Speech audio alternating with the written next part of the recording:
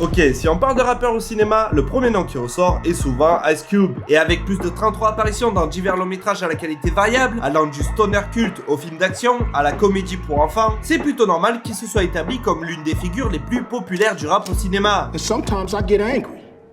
So suck a dick! Puis si on pousse un peu, il y a deux autres rappeurs qui se démarquent surtout par leur talent d'acteur indéniable, les regrettés Tupac Shakur et Earl Simons alias DMX. Et si évidemment ces deux légendes du rap feront l'objet de vidéos prochainement sur ma chaîne, un lien s'établit naturellement entre les deux grâce au réalisateur Ernest Dickerson, chef opérateur du talentueux Spike Lee sur ses premiers films jusqu'à Malcolm X. On n'a pas atterri à Plymouth Rock. Plymouth Rock nous fait dégringoler dessus, en plein sur la tête. Le réalisateur à qui l'on doit deux des plus belles performances d'acteur slash rappeur à l'écran, s'est aussi associé à une autre icône du gangsta rap pour l'un des plus uniques films de genre du début des années 2000. Vous l'avez deviné, aujourd'hui on va parler de Snoop Doggy Dogg. Snoop Doggy Dogg, alors qu'est-ce qu'on attend ?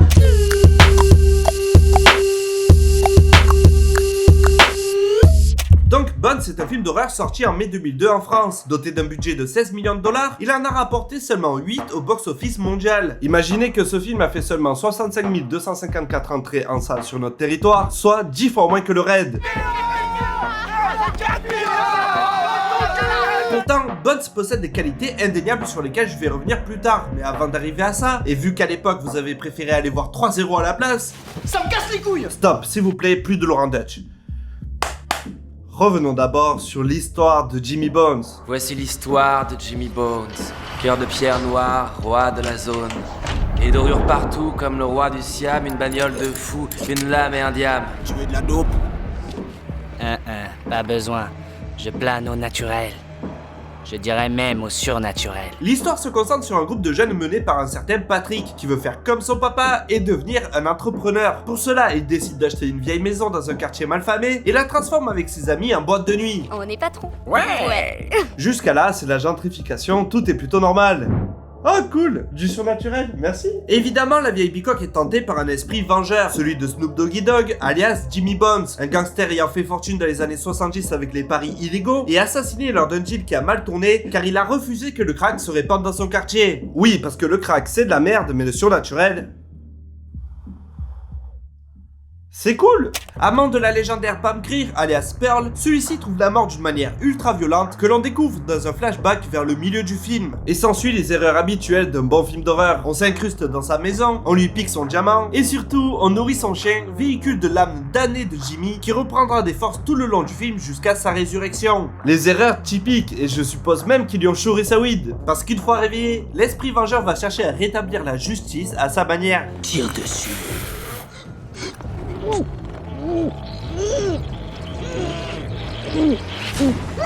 Ok, le scénario ne vole peut-être pas très loin. En même temps, il est écrit par Tim Metcalf, à qui l'on doit le long métrage Vampire vous avez dit Vampire 2. Et surtout, Adam Simon, scénariste et réalisateur de... Ah, trop de surnaturel. Et surtout, Adam Simon, scénariste et réalisateur de... Oh, putain de merde, Carnosaur. And I certainly don't regret my time at the Roger Corman School of Film for the pleasures and pain of doing it and for being a part of that history. We grew up on a steady diet of the horror films of the 30s and 40s. Dracula, Frankenstein, The Wolfman. They're all kind of good guys, kind of victims themselves. That became part of the story, and that Jimmy became more of an avenger, you know, for what had been done to his neighborhood. I had already met Snoop, and you know, knowing that he was involved in it, I said, oh, yeah, that fits beautifully. So they built the project around Snoop. He doesn't want to be Van Helsing, he wants to be Dracula. That's much more interesting. L'histoire de Bones oscille entre comédie, critique sociale et film d'horreur.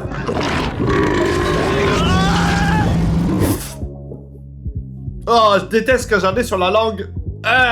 Mais là ne réside pas ses plus grandes qualités, car comme dit en début de vidéo, le film est réalisé par un véritable artisan de la photographie, qui a dans son CV d'ailleurs la mise en boîte du clip White Line de Grandmaster Flash. White lines blow away. Même s'il est évidemment plus connu pour son affiliation au travail de Spike Lee, Dickerson démontre dans Bones un talent certain pour la mise en scène, si bien qu'il relève un scénario basique par un amour du film de genre, allant de l'usage d'une imagerie tirée de la Blaxploitation à l'hommage au maître du macabre, j'ai nommé l'illustre Mario Bava.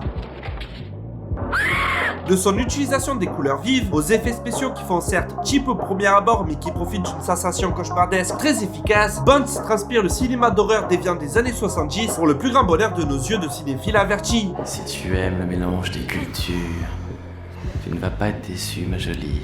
Tu veux qu'on se fasse un petit joint avant? Ah, mais c'est pour ça qu'il est tout trempé joué. Mais c'est dégueulasse. Mais au-delà de mes considérations pour l'esthétique du film que je trouve sublime, l'importance de Bones dans le paysage des films d'horreur de cette époque est lui aussi un gage de sa qualité, car tout simplement il est unique à son genre. Il n'est pas la énième suite d'une licence à succès comme Jason X ou Halloween Résurrection, qui fait d'ailleurs venir Busta Rhymes dans son 8e opus. Espèce d'enfoiré!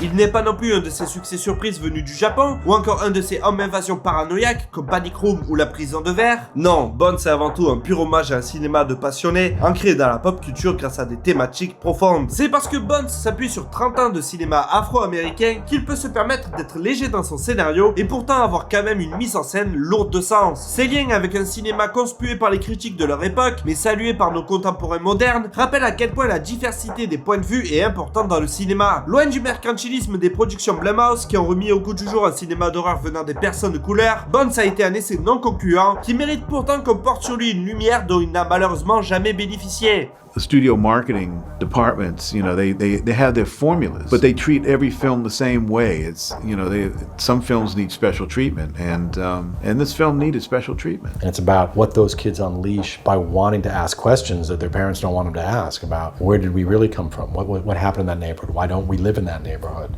You know, what is our wealth built upon? What are other people's wealth built upon? On n'aurait pas pu y rester et essayer d'améliorer un peu ce quartier, papa? Non, ce n'est pas possible, Patrick. Ce quartier est mort et l'enfer s'y est installé.